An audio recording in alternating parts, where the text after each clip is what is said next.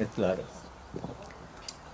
పురుషోత్తం గారి 50 ఏళ్ల ప్రస్తావన సందర్భంలో ఒక చిన్న సదస్సు పెట్టి మనందరం ఆత్మీయంగా మాట్లాడుకోవడం కొరకని వాతావరణం కూడా చుట్టూ చెట్లు అంటే పురుషోత్తం గారు ప్రేమించే ప్రకృతి మధ్యాహ్నం మనందరం కూర్చొని మాట్లాడుతున్నాం. చాలామంది తెలుసో లేదో, నేను పురుషోత్తం మేము ఉస్మానియా విశ్వవిద్యాలయంలో కాంటెంపరీస్ సమకాలీనంలో. నేను public administration, Purushottam political science department. తర్వాత నేను పొలిటికల్ సైన్స్కి మారాను. అప్పుడు ఆయన స్టూడెంట్స్ యూనియన్ ప్రెసిడెంట్గా కాంటెస్ట్ చేశాడు, నాకు చాలా స్పష్టంగా గుర్తుంది. అప్పటి నుంచి యాక్టివిజం ఆయనలో ఉంది. అంటే బహుశా చాలా యువకుడుగా ఉన్నప్పటి నుంచి ఏదైనా చేయాలి అనే తపన ఒకటి మనిషిలో ఉంటే తప్పించి ఒక 50-20 ఏళ్ళు ఒక ప్రజా ఉద్యమంలో ఉండడము, ఆ ఉద్యమాన్ని విడిచిపెట్టకుండా దాన్నే పట్టుకొని ఉండడం అనేది సాధారణమైన విషయం కాదు. చాలామంది ఉద్యమాలు చేస్తుంటారు, అలసిపోతారు. మన దేశ రాజకీయాలు కూడా ఏ విధంగా మారుతూ వచ్చాయంటే, మనం ఏం యాక్టివిజం చేసినా మనం ఏం చేసినా లాభం లేదు, రాజకీయాలు ఇలాగే ఉంటాయి. ఏ రాజకీయ పార్టీ అధికారంలోకి వచ్చినా కూడా ఎవరు కూడా సమాజాన్ని, ప్రజల్ని పట్టించుకునేటట్టుగా లేదు అనేటువంటి ఒక నిరాశ వస్తున్న సందర్భంలో పురుషోత్తం లాంటి వాళ్ళు చాలా గట్టిగా నిలబడి నిజానికి రాబోయే భవిష్యత్ తరాలకి, మానవ సమాజం మనతోనే అంతం కాదు కదా, మన మధ్యన లింకు 1000 సంవత్సరాల చరిత్ర, ఇంకా 1000 సంవత్సరాల చరిత్ర ఉంటుంది. భవిష్యత్ తరాల మీద కూడా మనకు బాధ్యత ఉంది. మనం ఉన్న ప్రకృతిని కాపాడి మనం వచ్చే తరాలకి ఎట్లయితే గత తరాలకు అవి మాత్రం మనకేదైతే ఇచ్చారో దీన్ని పూర్తి విధ్వంసం చేయకుండా దీన్ని భవిష్యత్ తరాల కొరకు కాపాడాలి అనేటువంటి ఒక చారిత్రక స్పృహ ఉంటే తప్పించి పర్యావరణ ఉద్యమంలో పనిచేయడం చాలా కష్టం. ఈ విశ్వాసం ఉండాలి. కానీ మనం ఎలాంటి అంటే దశ ఒక క్రిటికల్ దశకు వచ్చామంటే, ఒక కీలక దశ. నాకు ఈ రాజకీయ నాయకులు విధానాలు, తర్వాత ప్రపంచవ్యాప్తంగా జరుగుతున్న విధానాలను చూస్తే అసలు మనమే చివరి తరం, ఇక మన తర్వాత ఎవరు ఉండరు, ఇక ఉన్నదంతా మనమే తినిపోవాలి. ఈ భూములు అమ్మడం అవి ప్రభుత్వం చూస్తే ఏం వీళ్ళే చివరి పాలకులే, రాబోయే వాళ్ళ సంగతి ఏం? ఒక 100 తర్వాత వచ్చే ప్రభుత్వానికి భూమి ఉండదా? ఇక హైదరాబాద్లో ఈ భూమి అమ్మడం ఏంటి అసలు? ప్రభుత్వ భూములను ఎవరైనా అమ్ముతారా? వచ్చే తరాలకు కొంత మిగిలించాలి కదా. ఇక తెలంగాణ ఉద్యమాన్ని గురించి కూడా మిత్రులు చాలామంది తెలంగాణ ఉద్యమంలో పాల్గొన్న వాళ్ళు, మేము కూడా పాల్గొన్నాం. ఎక్కడో ఒక చోట ఒక ఉద్యమం జరుగుతుంది. ఈ ఉద్యమంలోంచి వచ్చేటువంటి నాయకత్వము, ఉద్యమంలోంచి వచ్చేటువంటి విలువలు తప్పకుండా ఏదో కొంత మార్పైనా ఉంటుంది అని ఆశించిన వాళ్ళు నేను కూడా. అంటే పెద్ద ఆశ లేవు కానీ కొంత ఆశించాం. నేను రాసినటువంటి స్వేచ్ఛారావం ఒక కాలం రాసేవాడిని. తెలంగాణ ఉద్యమ కాలం అంతా వ్యాసాలు రాసాం, ప్రతి వారం ఓ వ్యాసం రాసి. తెలంగాణ వస్తే ఏదైనా మార్పు వస్తుంది. మార్పు వస్తుందంటే రాజకీయాల నాయకుల వలన కాదు, కానీ సుబ్బారావు గారు చెప్పినట్లు తెలంగాణకు ఒక ప్రజాస్వామ్య చైతన్యం ఉంది, ఒక పోరాటాల చరిత్ర ఉంది, ఒక పౌర సమాజం ఉంది. నేను కలెక్టర్లు కిడ్నాప్ అయిన సందర్భంలో ఛత్తీస్గఢ్, తర్వాత ఒరిస్సా ఆ ప్రాంతాలకు వెళ్ళాను. అంటే మాట్లాడే మనిషి లేడు. ఆశ్చర్యం, మాట్లాడే మనిషి లేడు. ఎవరినైనా జర్నలిస్ట్ కలదా అంటే భయం. ఎవరైనా యూనివర్సిటీ ప్రొఫెసర్, నాకు రాయపూర్ యూనివర్సిటీ వాళ్ళతో అంతా పరిచయం ఉంది, ఎవరు రారు. నాతో వచ్చిన బిడి శర్మ గారు, ఆయన మొత్తంగా అసలు బస్తరుకి అప్పుడు 7 జిల్లాలు కలిసిన బస్తర్కి కలెక్టర్గా 3 సంవత్సరాలు ఉన్నాడు. ఆయన ఫోటోలు ఉన్నాయి చాలా కలెక్టరేట్ ఆఫీస్లో. శర్మ గారు మేము అక్కడికి వెళ్ళి ప్రయత్నం చేస్తుంటే శర్మ గారు అంటున్నారు, అందరు ఐఏఎస్ ఆఫీసర్ నా కింద పనిచేసిన పిల్లలు ఒక్కడొచ్చి కలవడం లేదు. ఒక ఐఏఎస్ ఆఫీసర్ ఫోన్ చేశాడు, కానీ సార్ కలిస్తే చాలా ప్రమాదం, ఎక్కడ మా పేరు పడతాయో అని వాడు రావడం లేదు. జర్నలిస్ట్ లేరు, యూనివర్సిటీ టీచర్స్ లేరు, యాక్టివిస్ట్ లేరు. అంటే ఒక్కొక్క రాష్ట్రంలో పరిస్థితి ఎలా ఉందో చెప్తున్నాను. తెలంగాణలా కాదు. తెలంగాణలో మాట్లాడేవాళ్ళు ఉన్నారు, ఒక పౌర సమాజం ఉంది, సామాజిక ఉద్యమాలు ఉన్నాయి. కనుక తెలంగాణ తప్పకుండా ఒక భిన్నమైనటువంటి ప్రాంతంగా ఉంటుంది లేదా భిన్నంగా ఉంటుంది అని మనం అనుకున్నాం. కానీ వచ్చిన నాయకత్వం కానివ్వండి, తర్వాత వచ్చినటువంటి వాళ్ళు కూడా ఇదే పద్ధతి. మేము హైదరాబాద్ యూనివర్సిటీ వెళ్తుంటే గుట్టలున్నాయి, అంటే రాళ్ళు పేర్చి ఎవరైనా చూస్తే మనుషులే ఒక రాయి మీద ఇంకో రాయి మీద, చాలా అద్భుతంగా మాకు యూనివర్సిటీకి పోయేటప్పుడల్లా అవి చూసి చాలా ఆనందంగా ఉండేది. ఆ మొత్తం గుట్టలు బ్లాస్ట్ చేసేస్తున్నారు. ఎవరో ఒక ఆమె పేరు పెట్టేది, ఇవంతా ఇలాంటిదంతా నాదేని. గుట్టలు ఎట్లా అసలు మనిషి ప్రైవేట్ ప్రాపర్టీ ఎంత పెద్ద పెద్ద గుట్టలు ఎట్లా ఓనర్షిప్ అవుతుంది? దూనే భూమి అంటే కావచ్చు, కానీ గుట్టలే మావేనంటున్నారు. ల్యాంకో హిల్స్ అయితే మొత్తంగా ఇవాళ వచ్చేప్పుడు ఆయనకు చెప్తున్నాను, మా వెహికల్ డ్రైవ్ చేసిన ఆయనకి, చూడయ్యా ఎన్ని అసలు ల్యాంకో హిల్స్ మొత్తం ఎట్లా ఇది అయిపోయిందో. అంటే కట్టుకోవచ్చు, ఇల్లు కట్టుకోవచ్చు, కానీ ప్రకృతిని ఎక్కువ విధ్వంసం చేయకుండా ఇల్లు కట్టుకోవచ్చు. దానికి కూడా టెక్నాలజీ ఉంది. కానీ ఏమంటే ఇదే చివరి తరమా అంటే ఇప్పుడు పురుషోత్తం గారు చెప్పినప్పుడు ఈ పుస్తకాలను తీసుకురావడం మన కొరకే కాదు, ఈ తరం కొరకే కాదు. కానీ నాకు గత 70-75 ఏళ్ల జీవితంలో నాకు ఏమనిపిస్తుంది అంటే, ఎవరిని చూసినా, కన్జంప్షన్ చూసినా, తర్వాత వాళ్ళ జీవన విధానాలు చూసినా, ఇక రాజకీయ విధానాలు చూసినా, ఇక వచ్చే తరాలంటే ఇంకా కొన్ని లక్షల సంవత్సరాలు ఈ భూమి ఉంటుంది, మనుషులు ఉంటారు అనేటువంటి ఆ చారిత్రకమైనటువంటి తాత్వికమైనటువంటి దృక్పథం ఎందుకు మనుషులు కోల్పోతున్నారు అనేటువంటి ప్రశ్న ఏదైతుందో, అక్కడ పురుషోత్తం లాంటి వాళ్ళు వచ్చే తరాలైనా చదివి ఈ పుస్తకాలు, ఓహో మన కొరకు ఆలోచించిన వాళ్ళు ఉన్నారు, మన కొరకు కూడా పోరాడిన వాళ్ళు ఉన్నారు, కొంచెం మానవత్వం ఆ సమాజంలో కూడా ఉండేది అని కొంచెం మానవత్వాన్ని నేను పురుషోత్తం ఓ పుస్తకం ప్రకటన చేశాను, పరిమళించిన మానవత్వం అనే పుస్తకాన్ని. ఆ పరిమళించిన మానవత్వం ఇలాగే యాక్టివిజంలో ఉన్నటువంటి ఒక 20-24 మంది స్నేహితుల గురించి రాశాను. అంటే రాబోయే తరాలకి మన బాధ్యత ఉందా లేదా అనేటువంటి ప్రశ్న దగ్గర మనం ప్రారంభం కావాలి. రెండవది ఏమిటంటే, రాజకీయాలు చాలా ప్రధానం. నేను ఇక్కడ రాజనీతి శాస్త్రం చెప్తాం కాబట్టి, రాజకీయాలంటే మేము చెప్పే అర్థం ఏంటంటే, రాజకీయాలంటే సమాజాన్ని శాస్త్రీయంగా విశ్లేషించడము, కళాత్మకంగా సమస్యలను పరిష్కరించడం. Politics is a science of analysing the society, art of solving the problems of society అని చెప్తాను క్లాస్ రూమ్లో. పాలిటిక్స్ అంటే ఇవి కాదు, ఏది పడితే అది మాట్లాడము, వాళ్ళని వీళ్ళు తిట్టుకోవడం, వీళ్ళు వాళ్ళని తిట్టుకోవడము, ఇది పాలిటిక్స్ కాదు. This is something beyond politics. మనకు అర్థం కాని పాలిటిక్స్ ఇవి. వాళ్ళు అధికారంలోకి వచ్చారంటే అధికారాన్ని క్రియాత్మకంగా ఉపయోగించి సమాజంలో ఉండే సమస్యలను పరిష్కరించి మరింత మానవీయ సమాజాన్ని వచ్చే తరాలకు ఇచ్చిపోవాలి. రాజశేఖర రెడ్డి గారు ఒక 6 రోజులకి చనిపోతున్నప్పుడు మేమంతా కలిసాం. శంకరం గారు, నేను, కనభ్రాన్ గారు, ఏదో ఒక 12 కలిసాం. కనభ్రాన్ గారు రాజశేఖర రెడ్డి మీద చేయి వేసి, రాజశేఖర్ ఒక్కటి గుర్తుపెట్టుకో, నువ్వు జీవితకాలంలో ఏం చేస్తావు అంటే ప్రతి మనిషి కూడా ఒక మెరుగైన సమాజాన్ని భవిష్యత్ తరానికి ఇచ్చిపోవడమే మన బాధ్యత అని చెప్పాడు. తర్వాత యాక్సిడెంట్ జరగడం, ఆయన చనిపోవడం జరిగింది. అంటే ఈ ప్రతి మనిషికి వచ్చే తరానికి ఏమైనా కొంత చెయ్యాలి అనేటువంటిది ఏదైతుందో అది చాలా ప్రధానం. కానీ రాజకీయాలు అలా కాకుండా చాలా ఒక తలక్రిందులుగా కనిపిస్తున్నాయి నాకు. ప్రధానమంత్రి తెలంగాణ వచ్చింది, తెలంగాణ వచ్చిన తర్వాత 8 ఏళ్ళు అయింది. ఇవాళ తెలంగాణ ఎలా ఇచ్చారనేటువంటి ప్రశ్న అప్పుడు అది వచ్చేసింది. ఎలా ఇచ్చారనేది, అది ఎలా ఇచ్చినా అది వచ్చింది. వాళ్ళ పార్టీ కూడా మద్దతు ఇచ్చింది. ఇవాళ పార్లమెంట్లో ఆయన ప్రశ్న రేజ్ చేయడం ఎందుకో మనకు అర్థం కాదు. ఇక్కడ లేకైన ఉధృతంగా మారి మొన్నటిదాకా అన్ని సెంట్రల్ లెజిస్లేషన్ను సపోర్ట్ చేసి, చాలా కాంట్రవర్షియల్ ఇష్యూని సపోర్ట్ చేసి మొత్తంగా బీజేపీతో నిలబడ్డటువంటి ముఖ్యమంత్రి సడన్గా నిద్ర లేచిన వాడుగా లేచి ఏం ఎట్లా మాట్లాడితే అట్లా మాట్లాడుతున్నాం, ప్రధానమంత్రిని తరిమేస్తామా, అది ఇది అది వింటుంటే మాకెక్కడ ఆశ్చర్యం వేస్తా అంటే, వీళ్ళు అన్ని సమస్యలు వదిలేసేసి, సమాజంలో ఉండే సమస్యలను వదిలేసేసి ఇదేమి చర్చ, వీళ్ళు ఎందుకు అసలు తిట్టుకుంటున్నట్లు, దీని కొరకు ఆ రాజకీయాలు అనేటువంటి అనుమానం వస్తుంది.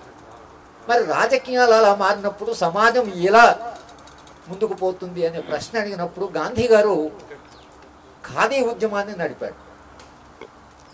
ఖాదీ ఉద్యమాన్ని నడిపేటప్పుడు కొందరు జర్నలిస్టు, మీరు రాజకీయ పార్టీని నడుపుతున్నారు, ఒక రాజకీయ ఉద్యమాన్ని నడుపుతున్నారు కదా, రాజకీయ ఉద్యమాన్ని నడిపిన మీరు ఖాదీ ఉద్యమాన్ని దాంట్లో భాగం చేయండి, మళ్ళీ సెపరేట్గా ఖాదీ ఉద్యమం ఎందుకు అంటే గాంధీ గారు ఏం చెప్పారంటే అటు రాజకీయ ఉద్యమం ఉంటుంది, దాంతోపాటు సమాంతరంగా ఒక సామాజిక ఉద్యమం ఉండాలి.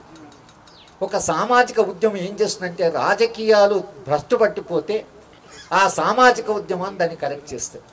కనుక పౌర సమాజంలో ఉద్యమాలు ఉండాలన్నాడు గాంధీకి. ఎక్కడో ఒక విజన్ ఉంది, పౌర సమాజంలో ఉద్యమాలు ఉండాలి. ఎందుకు ఈ ఉద్యమాలు? ఎందుకంటే ఆ రాజకీయాలని ఇప్పుడు ఎట్లయితే సుబ్బారావు గారు చెప్పారో వెళ్ళడము, మాట్లాడము, కన్విన్స్ చేయడము, చెప్పడము, నిరంతరంగా ప్రెషర్ పెట్టడము, ఇది సమాజం నుంచి జరగాలి. నిరంతరంగా సమాజం నుంచి అది జరిగితే కొంత కాకుండా కొంత రాజకీయాన్ని కరెక్ట్ చేయడానికి ఒక అవకాశం ఉంటుంది. కనుక ఇవాళ మొత్తంగా మనం ఆలోచిస్తున్నది ఏమిటంటే యాక్టివిజం అనేది లేకపోతే, సోషల్ యాక్టివిజం అనేది లేకపోతే, పురుషోత్తం రెడ్డి గారే లేకపోతే ఈ డిఫరెన్స్, వాట్ ఎవర్ డిఫరెన్స్ ఈ మేడ్, మొత్తంగా మనం మార్చేస్తామనేటువంటి అది సాధ్యం కాకపోవచ్చు వ్యక్తులకు. కానీ who ever makes a difference, కొంత కాకుండా కొంత సమాజానికి అసలు ఉన్న పరిస్థితికి మనమైనా మెరుగైన పరిస్థితిని కల్పించగలిగితే అర్థవంతంగా జీవించినట్టు. నేను మా విద్యార్థులకు అందరూ కూడా చెప్తుంటాను, living comfortable is different from living meaningfully. సౌఖ్యవంతంగా జీవించడం వేరు, అర్థవంతంగా జీవించడం వేరు. సౌఖ్యవంతంగా డబ్బులు వస్తే, ఆదాయాలు వస్తే సౌఖ్యంగానే జీవించవచ్చు. కానీ సౌఖ్యవంతంగా జీవించినంత మాత్రాన మన లైఫ్ ఫుల్ఫిల్మెంట్ అయినట్లు కాదు. సౌఖ్యవంతంగా జీవించడం వద్దని లేదు, సౌఖ్యవంతంగానే జీవించం, కానీ అర్థవంతంగా కూడా జీవించండి. అర్థవంతంగా జీవించడం అంటే సొసైటీతో లింక్ చేసుకోండి. ఎందుకంటే మానవ విజ్ఞానం అంతా రెండే రెండు లెవెల్స్ ఉంటాయి. మానవ జ్ఞానం అంతా ఒకటి మనిషికి ప్రకృతికి ఉండే సంబంధం, రెండోది మనిషికి మనిషికి ఉండే సంబంధం. ఇంతకు మించి నాలెడ్జ్ లేదు. కానీ ప్రకృతికి మనిషికి సంబంధం ఉంటుంది. ప్రకృతితో మనిషికి ఉండే సంబంధం అవుతుందో, ప్రకృతిని ప్రేమించలేని వాడు మనిషిని ప్రేమించలేడు, లేదా మనుషులను ప్రేమించలేని వాడు ప్రకృతిని ప్రేమించలేడు. ఈ నాలెడ్జ్ అనేది అవుతుందో, ఈ ప్రకృతికి మనిషికి ఇద్దరికి మధ్యన ఉండే సంబంధం ఏదైతుందో అది వాళ్ళ ధ్వంసం అయిపోతుంది. అది ధ్వంసం కావడం వలన మనకు జరుగుతున్న ప్రమాదం ఏమిటంటే అటు ప్రకృతిని ధ్వంసం చేస్తున్నారు, ఇటు మానవ సంబంధాలన్నీ కొలాప్స్ అవుతున్నాయి. వీటికి ఒక అవినాభావ సంబంధం ఉంది. మానవ సంబంధాలు ప్రేమమయంగా ఉన్నప్పుడు ప్రకృతి కూడా పువ్వులను చూసి ఆనందపడతారు, చెట్లను చూసి ఆనందపడతారు, ప్రకృతిని చూసి ఆనందపడతారు. కానీ మానవ సంబంధాలే దెబ్బతిన్నప్పుడు అన్నీ చెడ్డగానే తోస్తుంటాయి. పువ్వులను కూడా ఒక నవల రాశాడు. ఆ నవల రాస్తూ అది ఎంత సినికల్ నవల అంటే వర్షం చినుకులు పడుతున్నాయి. సాధారణంగా కవి రచయిత చినుకులు పడుతుంటే ప్రకృతి హాయిగా ఉంది, తర్వాత వర్షం పడుతుంది కాబట్టి పూలు పూస్తాయి, చెట్లు కాస్తాయి, ఇదంతా చెప్పొచ్చు. ఆయన ఏమంటే ఆ వర్షం ఎలా పడుతుందంటే శవం మీద పూలు చల్లినట్టుగా ఉంది రాసి. ఎంత సినికల్ ఉండాలి మనిషి అంటే, మనిషి ఎంత సినికల్ అయితే వర్షాన్ని ఒక అవి వర్ష దల్లు పడుతుంటే దాన్ని ప్రేమించి దాన్ని అసలు ఆ ప్రకృతిని అసలు వర్ణించి పాయిట్ రాయడము, కథలు రాయడం ఉంటాయి. కానీ మీకు వాన చినుకులు శవం మీద చల్లినట్టు పూలలాగా ఉంది అని అంటే ఎక్కడి నుంచి ఎక్కడ పోయామని అసలు అంటే ఎక్కడో ఒక చోట సినిసిజం వచ్చేసింది. ఇది ప్రకృతి పట్ల ఇలాంటి సినిసిజం వస్తే పూలు మీకు అట్లా కనిపిస్తాయా అంటే, మీకు పూలను చూసే పద్ధతిని మీరు అట్లా చూస్తే, ఇక గుట్టలని, చెట్లని, ప్రకృతిని, హిమాలయాలని, వెస్టర్న్ ఘాట్స్ మీద రాశారు. అది అద్భుతమైన సృష్టి. అది ఆ సృష్టిని విధ్వంసం చేయడం అనేది ఏదైతుందో ఇది ఇవాళ మన విషాదం. ఇక మా తరం చూసినటువంటి విధ్వంసం అయితే సాధారణ విధ్వంసం కాదు. ఒక్క తరంలోనే మా 70-75 ఏళ్ల జీవిత కాలంలో మేము చూసిన విధ్వంసం ఏదైతుందో ఆ విధ్వంసం అసలు ఊహించలేనటువంటి విధ్వంసం. వచ్చే తరాలు మన గురించి ఏం రాస్తాయో మనకు తెలియదు. ఎంత అంటే మనం జడ్జ్ చేసేటప్పుడు ఏం రాస్తారో తెలియదు. ఎంత దుర్మార్గమైన జనరేషన్ రాస్తారో మన గురించి తెలియదు. అంత విధ్వంసం జరుగుతున్నది. మళ్ళీ ఇప్పుడు సడన్గా మేల్కొని అంతర్జాతీయంగా సదస్సులు ఎట్లా టెంపరేచర్ తగ్గించాలి, ఇది 50 నుంచి ఆయన చెప్తున్నాడు కదా, సుబ్బారావు గారు చెప్తున్నారు కదా, అందరూ మాట్లాడుతూనే ఉన్నాం కదా. అయ్యా మీరు జాగ్రత్తగా ఉండండి అని ప్రపంచవ్యాప్తంగా యునైటెడ్ నేషన్స్ వాళ్ళు చెప్తూనే ఉన్నారు కదా. చెప్తే ఎవరు వినేవాళ్ళే లేరు. ట్రంప్ అయితే మేము యునైటెడ్ నేషన్స్ బయటకు వస్తానని అసలు ఎక్కడ ఉండనే ఉండను, నేను ఎవరిని కేర్ చేయను, అని అటువంటి నాయకుడు అక్కడ వచ్చేసాడు. అంటే ఇప్పుడు అంతర్జాతీయ అంటే ఒక సంస్థ మొత్తం మానవాళికి అది అసలు ఒక రిప్రజెంటేటివ్ సంస్థ.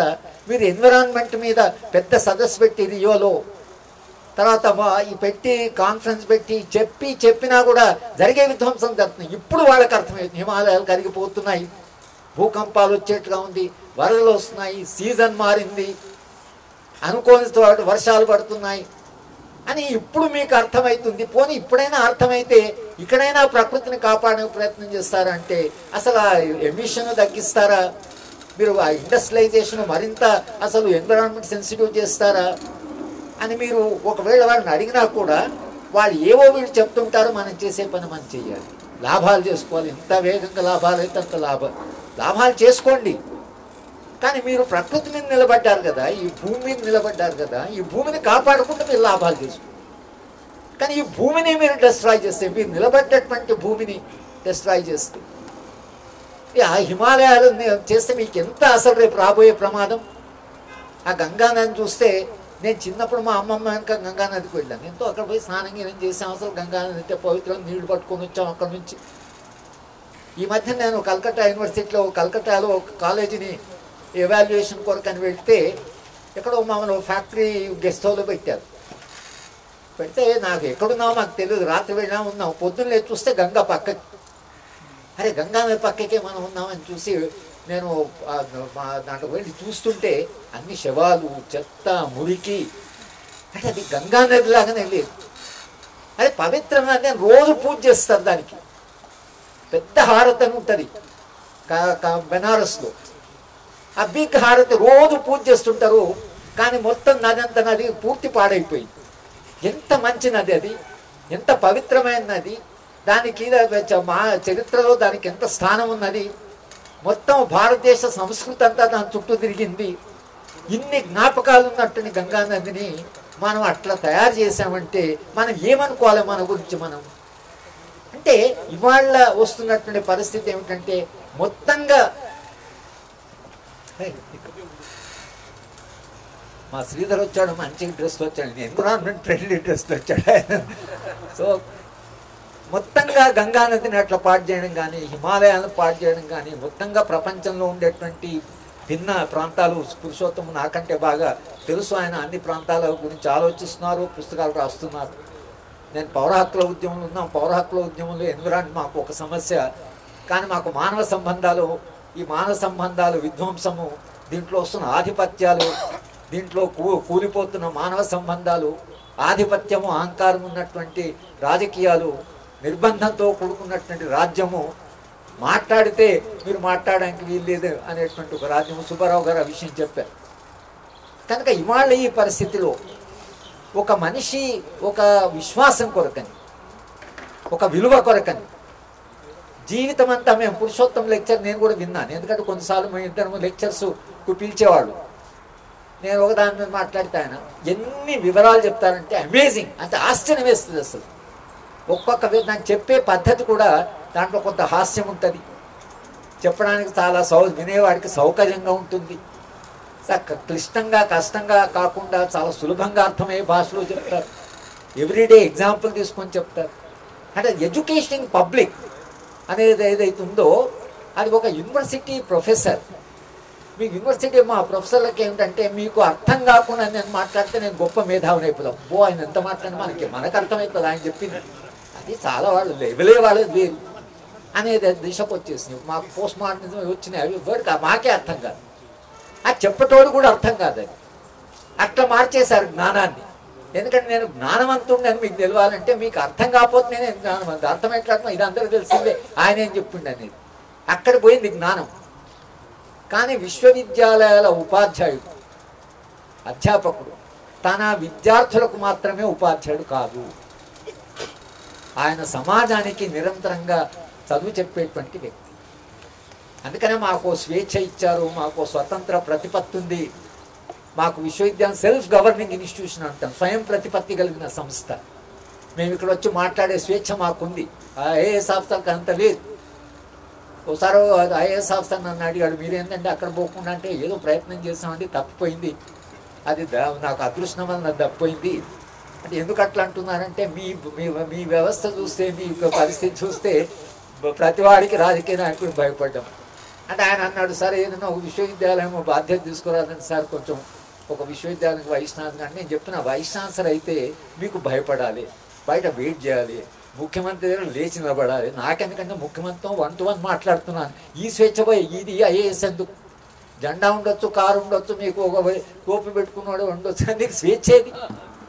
యూనివర్సిటీ అధ్యాపకులకు ఆ స్వేచ్ఛని ఎందుకు ఇచ్చారు? ఆ స్వేచ్ఛ సమాజాన్ని గురించి ఆలోచించి సమాజాన్ని ఎడ్యుకేట్ చేయడం కొరకని మీ ఉపాధ్యాయుడికి ఆ స్వతంత్ర ప్రతిపత్తి ఇచ్చారు. ఇక ఈ ప్రభుత్వాలు ఏవైతున్నాయో గత 20-30 ఏళ్ళుగా ఈ స్వతంత్ర ప్రతిపత్తిని మొత్తం తీసేయడం, విశ్వవిద్యాలయం ఎంత నిర్వీర్యం చేస్తుందంటే మీకు ఇక ఊహించలేరు మీరు. మా విశ్వవిద్యాలయంలో నేను 25 ఏళ్ళు చదువు చెప్పాను, సెంట్రల్ యూనివర్సిటీ 25 ఏళ్ళు చదువు చెప్తే నేను మా విశ్వవిద్యాలయంలో మాట్లాడమని పిల్లలు పిలిస్తే, వాళ్ళు స్వేచ్ఛ మీద డెమోక్రసీ మీద మాట్లాడిస్తాను పిల్లలు పిలిస్తే 2 గేట్లు మూసేసి గేట్ దగ్గర పోలీసులను పెట్టి పిల్లలు లోపల కూర్చున్నారు, మైక్ అరేంజ్మెంట్, సార్ నువ్వు లోపలికి రానివద్దని చెప్పి.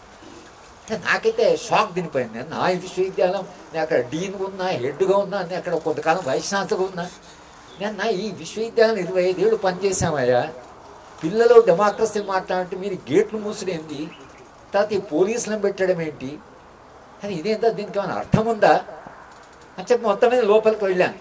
వెళ్తే రిజిస్ట్రార్ గారు వాళ్ళంతా వచ్చారు.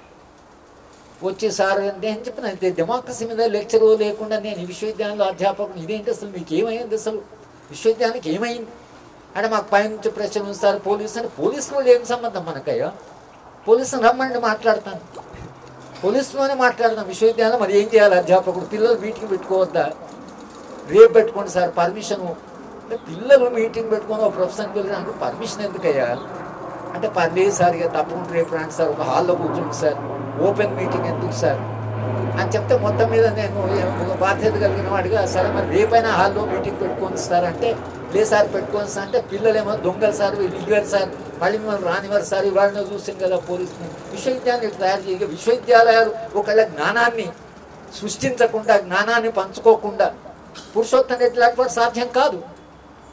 మీరు పురుషోత్తం రెడ్డి లాంటి వాళ్ళు సమాజంలో వెళ్ళి ఎడ్యుకేట్ చేయడం ఎందుకు సాధ్యమైందంటే, విశ్వవిద్యాలయంలో పనిచేసే అధ్యాపకులు పిల్లలకే చదువు చెప్పడం కాకుండా, ప్రకృతి పాడైపోతున్నది, ఈ ప్రకృతి పాడైపోతుందని వచ్చే తరాన్ని ఎడ్యుకేట్ చేద్దాము అని ఆయన బయలుదేరితే మీరు పోవడానికే వీల్లేదు. మీరు చదువు చెప్పమంటే యూనివర్సిటీ ఈ పనులన్నీ ఎందుకు చేస్తున్నారు అంటే, ఇది దీనికి ఏం అర్థం లేకుండా పోయింది. కానీ పురుషోత్తంగానే మేమందరం చేసిన పని ఏంటంటే, విశ్వవిద్యాలయానికి ఒక స్వతంత్ర ప్రతిపత్తి ఉంది, మేము ఆలోచించడానికి, స్వేచ్ఛగా ఆలోచించడానికి, ప్రజలకు చెప్పడానికి వాస్తవాలు, అందుకని మాకు ఫ్రీడమ్ ఇచ్చారు. విశ్వవిద్యాలయానికి ఎందుకంత ఫ్రీడమ్ ఇచ్చారంటే, పార్లమెంట్ ద్వారా క్రియేట్ అవుతుంది యూనివర్సిటీ. ఎందుకు క్రియేట్ అవుతుంది అంటారు, ఈ స్వేచ్ఛ ఇస్తేనే వాళ్ళు ప్రభుత్వం ఏదైనా తప్పు చేస్తుంటే చెప్తారు, దీనివల్ల పర్యవసానం ఇట్లా ఉందని చెప్తారు, ప్రజలకు వెళ్ళి ప్రజలకు చెప్తారు, జ్ఞానాన్ని సృష్టిస్తారు, వాళ్ళ మీద ఏ నియంత్రణ ఉండకూడదు. అట్లా నియంత్రణ చేయడం వల్ల చాలా మేధావులను ప్రపంచం కోల్పోయింది. బ్రూనో లాంటి ఒక పెద్ద మేధావిని నిలువున కాల్చి చంపారు, నిజం చెప్పినందుకు. సోక్రటీస్కు విషయం ఇచ్చి చంపారు. కానీ వాళ్ళందరి లీగసీ వలన ఇవాళ ఒక విలువగా విశ్వవిద్యాలయానికి స్వతంత్ర ప్రతిపత్తి ఉండాలి. విశ్వవిద్యాలయంలో పనిచేసేవాడు సమాజంలో వెళ్ళి ప్రజలకి వాస్తవాలు చెప్పాలి, సమాజానికి ఉండే అస్పష్టమైన అనుభవాన్ని స్పష్టంగా చెప్పాలి. వర్షాలు ఎందుకు సార్ ఇట్లా పడుతున్నాయి, వరదలు ఎందుకు సార్ ఇట్లా వస్తున్నాయి, వర్షానికి ఒకసారి పడడం లేదు అని ఎవరైనా అడిగితే, విశ్వవిద్యాలయంలో ఉండే సైంటిస్ట్ కానీ అర్థమైన వాళ్ళు కానీ, బాబు ఈ కారణాల వల్ల జరుగుతున్నది, ఎందుకు సార్ ఇంత స్త్రీ పురుషుల సంబంధాలు పాడైపోయిన, ఎందుకు ఈ మగపిల్లలందరూ స్త్రీల పట్ల ఇట్లా ప్రవర్తిస్తున్నారంటే, నేను ఎన్నో యూనివర్సిటీకి వెళ్ళాను, మహిళల పట్ల మనం ఎట్లుండాలి ఇది చెప్పడం మా బాధ్యత, చెప్పాలి. చెప్పడం కొరకే నాకు స్వేచ్ఛ ఇచ్చారు. ఇప్పుడు అది వద్దంటున్నారు. ఎందుకు సార్ మీకు పని లేకనా, మీరేదో మీ చదువు చెప్పుకోండి, మీరు చెప్పుకోండి. నాతో పనిచేస్తున్న 2 ఉపాధ్యాయులు పోలీసు వాళ్ళు పట్టుకుపోయారు. ఎందుకు రా మీరేమని పని చేసేది, ఆయన పోలీసు ఆయన చెప్పింది, ఎందుకు రా ఈ పనులని చేసేది, మీరు పేకాట ఆడండి, తాగండి, అమ్మాయిల వెనుకబడి తిరగండి, విశ్వామిత్రుడి కంటే మీరు గొప్పవాడు, వాడే అమ్మాయిల వెనుక తిరిగిండు, పోయి మంచివాడు మీ తెరువు ఎందుకు వస్తాం, ఆ సమస్య అని తిరిగితే పట్టుకొచ్చినాం. పోలీసుల అవగాహన నేను చాలాసార్లు వాడు చెప్తున్నా, ఎందుకంటే వాళ్ళు కూడా నన్ను పిలుస్తుంటారు లెక్చర్లు. అయ్యా మీకు అర్థం కావాల్సిందంటే మాకు స్వేచ్ఛ ఉంది, నీ దగ్గరకు వచ్చి నేను లెక్చర్ ఇస్తున్నాను, నేను సివిల్ లిబర్టీ గురించి చెప్తున్నాను, రాజ్యాంగాన్ని గురించి చెప్తున్నాను, మీకు చెప్పేవాడు అన్న కావాలి కదా వాస్తవాలు, ఈ లా ఎట్లొచ్చింది, దీని ఆరిజిన్ ఏమిటనేది. కనుక పురుషోత్తం లాంటి వాళ్ళు విశ్వవిద్యాలయాలకు ఒక గౌరవాన్ని తెచ్చిపెట్టారు. ఉస్మానియా విశ్వవిద్యాలయం అంటే గౌరవం తెచ్చిపెట్టారు, ఉద్యమాలకు గౌరవం తీసుకొచ్చారు. జీవితకాలం అంతా కేవలం విశ్వవిద్యాలయం. ఇప్పుడు మా ప్రొఫెసర్లంతా యూనివర్సిటీ నుంచి బయటికి రారు అసలు.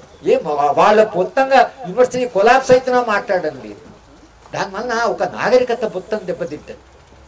ఒక 20 ఏళ్ళు వెనకబడిపోయాం మనం. ఇప్పుడు ఈ విశ్వవిద్యాలయం నిర్వీర్యించి ఒక 20 ఏళ్ళు వెనకబడిపోయాం. అంటే ఈ పరిస్థితి మారాలి. పురుషోత్తం ఎందుకంటే ఒక రోల్ మోడల్, అంటే వచ్చే తరానికి ఒక రోల్ మోడల్. ఏం చెయ్యాలి ఓ ప్రొఫెసర్ అంటే, మీరు ఈ దేశంలో లేదా ఈ ప్రపంచంలో ఉండే ఈ ప్రకృతిని కాపాడాలి అనేటువంటి సందేశం ఏదైతుందో పిల్లలకిచ్చి మనం కూడా ప్రజల దగ్గరికి వెళ్ళి మాట్లాడవచ్చు, వాస్తవాలను చెప్పొచ్చు, సత్యాన్ని చెప్పడానికి కొరకే మనకి స్వేచ్ఛ ఇచ్చారు అని పిల్లలకు ఒక రోల్ మోడల్ ఉంటే రేపు రాబోయే పిల్లలు బాధ్యత ఉంది. లేకపోతే అమ్మాయిలు వెనకబడి తిరుగుతారు, లేకపోతే వాళ్ళ క్యారెక్టరే ఉండదు, వాడికి అసలు ప్రిన్సిపల్సే ఉండవు, వాల్యూసే ఉండవు.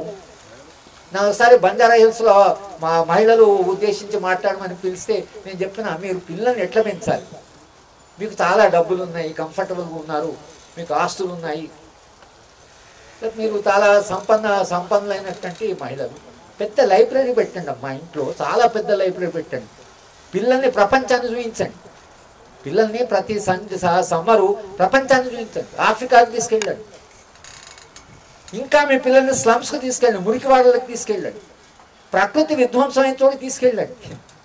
పిల్లలు ఎంత బాగా మారుతారంటే, మిమ్మల్ని ప్రేమించడం కాదు, వాడి పిల్లలు ఎంత జాగ్రత్తగా ఎంత విలువలతో బతుకుతారంటే మీరు చాలా గర్వపడేటువంటి పిల్లలుగా పెరుగుతారు. కానీ వాళ్ళకి ఆ డబ్బులు ఇచ్చి, ఒక వెహికల్ ఇచ్చి, నువ్వు ఏం అబ్బా మా అబ్బాయి ఏం వాడు సంతోషిస్తున్నాడు, ఏం ఎంజాయ్ చేస్తున్నాడు అని మీరు అనుకుంటే అది మీ దగ్గర వాడు ఉండడు, మిమ్మల్ని ముసలి వయసులో మిమ్మల్ని చూసుకోడు, వాడు సమాజాన్ని పట్టలేదు, అంతర్గతంగా కొలాప్స్ అయిపోయి ఉంటాడు, వాడి మనిషిగానే మిగిలదు. పిల్లల్ని మనుషులుగా మిగిలించాలి కదా మనము.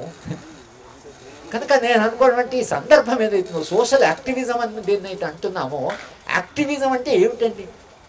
సమాజంలో ఉండేటువంటి ఒక సామాజిక బాధ్యత నిర్వహించడం, సమాజం మనకి ఇంతవరకు ఇచ్చినటువంటి ఉన్నత విలువలు ఏవైతుందో వాటిని కాపాడడం. కొన్ని విలువలు సమాజం ఇచ్చిపోతుంది. ప్రతి సమాజం కొన్ని విలువలు ఉంటాయి. భారతదేశంలో విలువలు లేవు, కానీ కొన్ని విలువలు ఉన్నాయి. ఆ విలువల్ని కాపాడడం, వచ్చే తరాన్ని ఎడ్యుకేట్ చేయడం, సమస్యలు దాటిపోతాయని ప్రభుత్వాలకు చెప్పడం, ప్రజలను ఉద్దేశించి మనం మొబిలైజ్ చేయడం, ప్రజలను సమీకరించడం, యాక్టివిజం అంటే ఇది. కానీ ఇప్పుడు యాక్టివిజం అంటే వాళ్ళకు చాలా భయం పట్టుకుంది. అసలు వీడు యాక్టివిజం 16 మంది తీసుకుని జైలు పెట్టారు. మా సుధా భరద్వాజ్ అంటే ఎంత అసలు మనకు విషాదం అంటే, ఆమె MIT మెసాచ్యూసెట్స్ ఇన్స్టిట్యూట్ ఒక ప్రోడక్ట్. తల్లి కృష్ణా భరద్వాజ్ ఒక ఎమినెంట్ ఎకానమిస్ట్, నోబెల్ ప్రైజ్ వచ్చేటువంటి ఎకానమీ తల్లి. ఆ MIT అమెరికా సిటిజన్షిప్ ఉంది ఆమె, అది వదులుకొని ఆ MIT వదులుకొని దేశానికి వచ్చి లా చేసి ఆదివాసుల కొరకని పోరాటం చేస్తే ఆమె 3 ఏళ్ళు తీసుకుపోయి జైలుబడి. ఏం చేసినా అంటే అమెరికన్ సిటిజన్షిప్ వదులుకొని వచ్చింది, పోయి అక్కడ ఛత్తీస్గఢ్లో ఆదివాసులతో ఉంటున్నది. ఏం చెప్పండి అసలు ఆమె చేసిన తప్పు. అసలు అమెరికాలో ఉంటే కొన్ని లక్షల డాలర్లు సంపాదించుండొచ్చు, కానీ ఆమెకు అంత మీనింగ్ఫుల్ అనిపించలేదు. ఆమె మొన్న కూడా బయటకు వచ్చిన తర్వాత ఒక పెద్ద లాంగ్ ఇంటర్వ్యూ ఇచ్చింది, చాలా ఇన్స్పైరింగ్గా ఉంది. జైల్లో ఏం చేసామంటే, జైల్లో అమాయకులు చాలా మంది ఉన్నారు, రోజు ఒకటి పెటిషన్ రాసాను, ఇంకా లాయర్ కాబట్టి 100 పెటిషన్లు రాసిన అని చెప్పి. అంటే మనుషుల గురించి పట్టించుకోండి, concern for other human beings. ఇంకొక మాట చెప్పి నేను ముగిస్తాను. ఈ మొత్తం అభివృద్ధి నమూనాలో ఈ న్యూ లిబరలిజం అనేది 30-40 ఏళ్ళ నుంచి వచ్చింది దేశం, 70 నుంచి ప్రారంభమైంది అది. ఆ న్యూ లిబరలిజంలో యాన్ రాండ్ అనేట ఆమె ఒక స్కూలే పెట్టింది. ఒక స్కూల్ ఆఫ్ థాట్ అంటారు. ఆమె చెప్పడం ఏంటంటే, మనిషి స్వార్థంగా బ్రతకాలి, మీరెవ్వరి గురించి పట్టించుకోవద్దు. బలహీనమైనటువంటి మనుషులు, అంతర్గతంగా బలం లేనట్టు, అయ్యో పాపము వాళ్ళ కష్టమవుతుంది, వీళ్ళ కష్టమవుతుంది, ప్రకృతి పాడై, వీళ్ళు బలహీన మనుషులు. బలమైన మనిషి ఎవడంటే నాకు నేను బతుకుతా, నాకెవ్వరితో సంబంధం లేదు, అటువంటి వాడు సంపూర్ణమైన మనిషి అని ఇన్ డిఫెన్స్ ఆఫ్ సెల్ఫిష్నెస్ అనే ఒక పుస్తకం రాశారు. స్వార్థాన్ని డిఫెండ్ చేస్తూ మనిషి స్వార్థపడగానే జీవించాలి. అంటే ఎక్కడ స్వప్రయోజనం అని కొంతకాలం ఎకనామిక్స్లో అన్నారు, కానీ స్వార్థం అని అనలే. ఆడమ్ స్మిత్ కూడా స్వార్థానికి స్వప్రయోజనానికి తేడా రాశాడు, మారల్ సెంటిమెంట్ అని పుస్తకం. ఇప్పుడు అది కూడా కాదు, నీ కొరకు నువ్వు బతుకు. ఇక నీ కొరకు నువ్వు బతుకన్న తర్వాత ఇక ప్రకృతి ఎక్కడ ఉంటుంది, మనుషులు ఎక్కడ ఉంటారు, పక్క మనుషులు ఎక్కడ ఉంటారు, ప్రేమించేవాడు ఎక్కడ ఉంటాడు, మన కష్టమైతే అయ్యో పాపం అనేవాడు ఎక్కడ ఉంటాడు.